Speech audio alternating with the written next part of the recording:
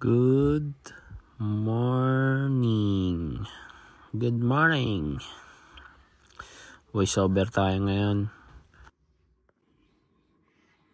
Almusal check. Giniling.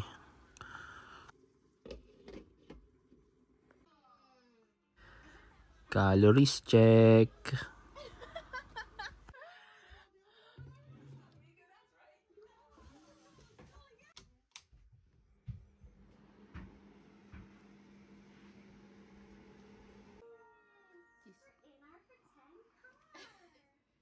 Ano yan? Ano vitamins yan? Ito pala yung susuotin natin ngayon. Wu-Tang Clan from H&M.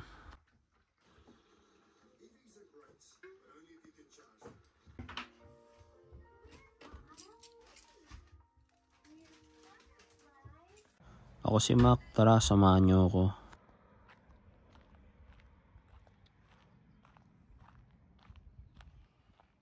Sunday pa lang ngayon, sarado yung ECM Science at ECM Body Piercing. Sarado sila tuwing Sunday. Ang open lang ay ito, barbershop at syempre yung tattoo. Tara, pasok na tayo sa shop. Dito lang ako dumaan sa barbershop para kamustahin yung tropa nating Sri Lankan na barbero. Tara, pasok na tayo. Buksan na natin tong ilaw. Ayun, no choice, nag-voice over tayo ngayon mga utol kasi na-copyright strike tayo dun sa nakaraang upload natin. Yun pa naman yung unang vlog natin sa Facebook. Gusto ko nga sana walang voice over, chill lang, video lang na mga nangyayari. Pero na-copyright. Ayun, pakita mo na yung bida.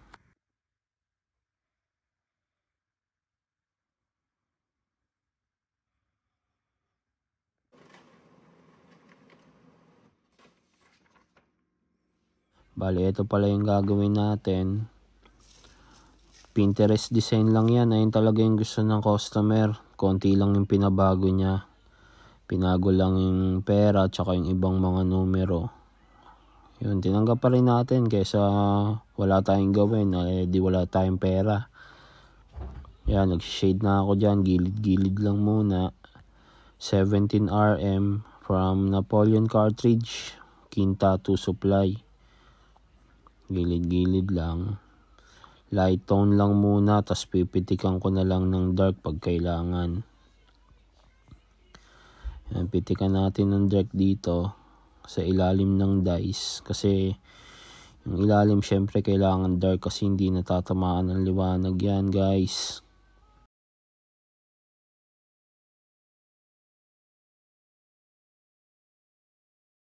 Pagka may napansin kayong mali sa style ko ng pagtatattoo or ginagawa ko, sabihin nyo lang. Open naman ako sa mga ganong kritisismo kasi para sa atin naman yan. Kasi pangit naman din yung puro puri tayo ng puri, diba? Kahit may mga mali, pupuriin natin. Kasi ganun tayo, the best tayo makisama mga Pilipino .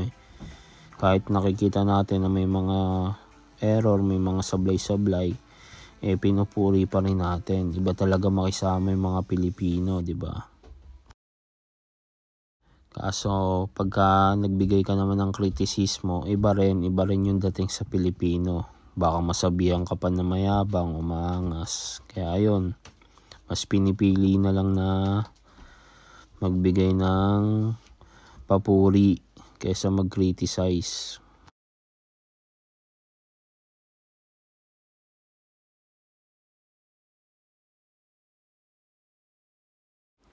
Bali 5RS pala yung ginamit ko dyan para hindi ganun ka-sharp yung dating, yung rehistro sa paningin natin. Gusto ko medyo blur siya. Kaya 5RS yung napili ko. Pag liner kasi, magiging visible masyado yung part na yan. At ayoko namang mangyari yon. Gusto ko balance silang lahat. Kaya RS yung ginamit ko.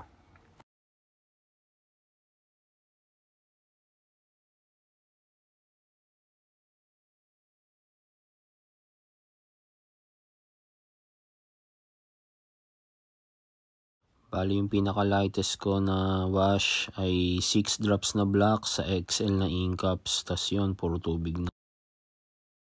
Yan o, lipat muna natin yung camera sa bida, syempre. Baka maumay kayo sa tattoo eh. Bali yung client ko pala na yan may edad na siguro nasa 50 or 60 plus na, mga ganun. Sa mga oras na yan, relax pa siya, chill pa lang. Kasi nangangalahati pa lang kami. Yun o, sipatin mo, sige.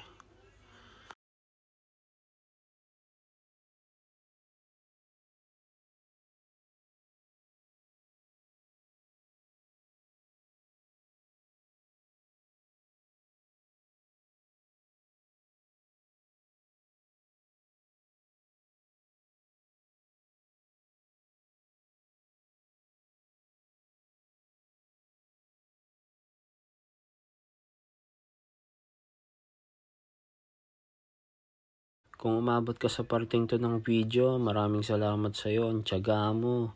Maraming salamat. Muntik na palang himatayin yung client natin dito kasi nahilo daw siya eh. Kaya yun, buti natapos namin. Pero bago yun, pinagpahinga ko muna siya.